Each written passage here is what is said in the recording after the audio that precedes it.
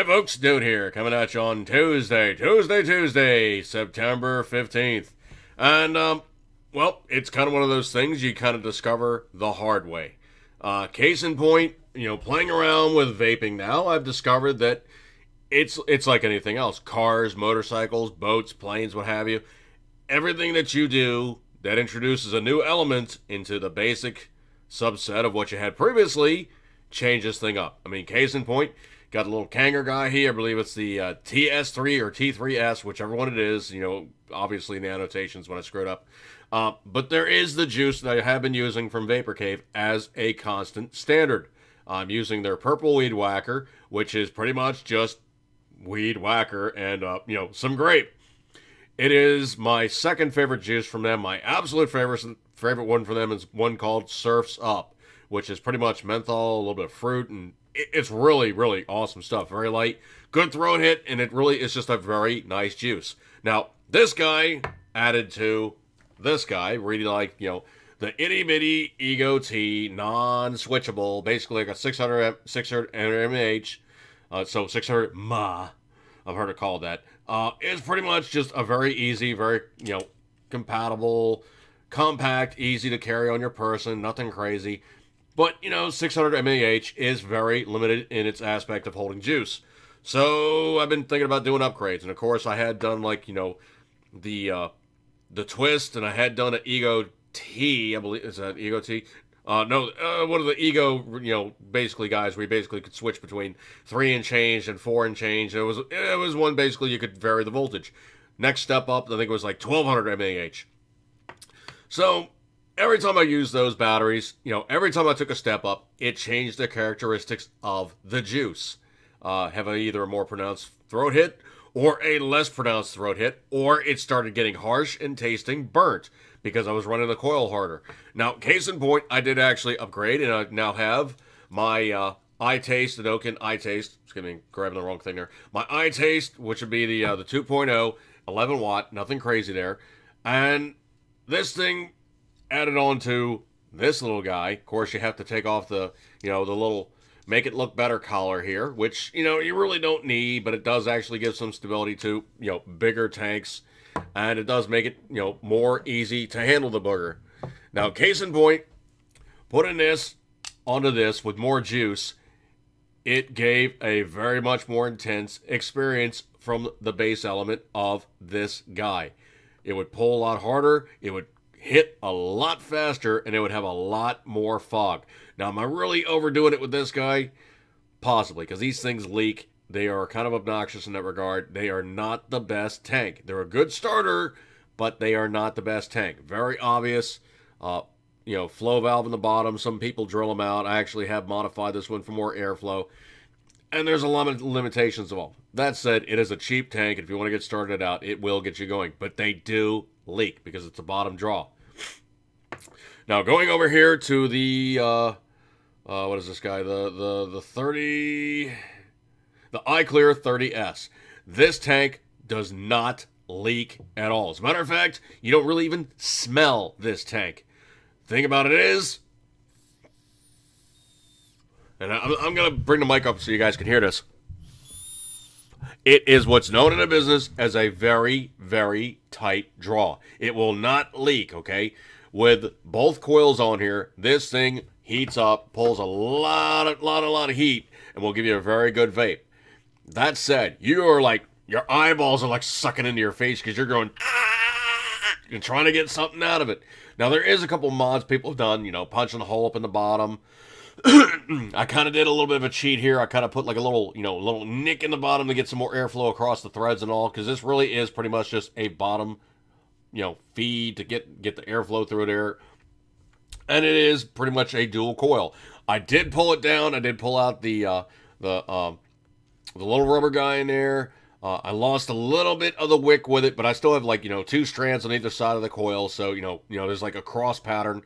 I did a couple of dry burns after flushing it out really, really, really good. The previous juice still has the taste in here, okay? If you guys are buying a used tank, remember that. No matter how much you wash it out, it's still going to taste like the previous guy's juice. And I washed it. I'm not saying I just washed it out with water, okay? I washed it out with vodka and water. Okay, so there was some sterilizing element in there, soaked for a number of days. There is no bougies left. Number of flushes, pulled it apart, pulled off the little, little rubber stopper guy in there, and gave it a couple of dry burns to try to cook off as much as I could before I started using it myself. Now, that said, the constant of using Vapor Cave's Purple Weed Whacker in this tank completely changes it. I mean, it tastes completely different. Of course, the previous juice is still falling through, and I have to buy another wick. I'm gonna have to buy another coil, but the wicks are actually the part that basically sucks it into the coil, so then the coil heats it up and of course produces the the vapor.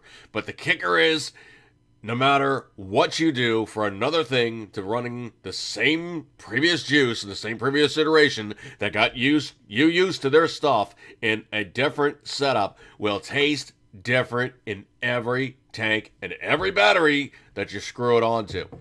So that's something you guys got to consider, okay? If you buy a juice and you're used to what it tastes like in one tank, it will not taste the same in another tank. Now, I've actually got a whole other tank, and I have yet to even identify who this is. It's some plain brown wrapper guy, and I don't know who made this thing, okay?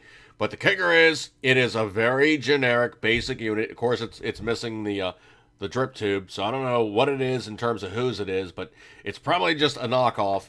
But it is, hang on a second, it's really slippery. But this guy, in terms of what I got to compare it to, as previous, it is only 2 wicks with, I don't know how many coils in there. I think it's just 1 coil, but I'm going to give this one a try. I've been flushing the crap out of it. Flushed the crap out of the i30S, and it's iClear 30S, and it really has gotten the previous taste. So I probably need a new coil in this one, and we'll go from there. The best thing I can say about this tank is it does not leak. Okay, if you have this thing like laying somewhere or it falls over, it will not spill. This guy sits in my Jack Daniels glass for a reason, because it drools. Now, I don't mind basically getting some juice on my fingers or juice up the drip pipe or anything crazy like that, because I run 0 nicotine. I could drink the stuff, okay? It is not going to hurt me whatsoever.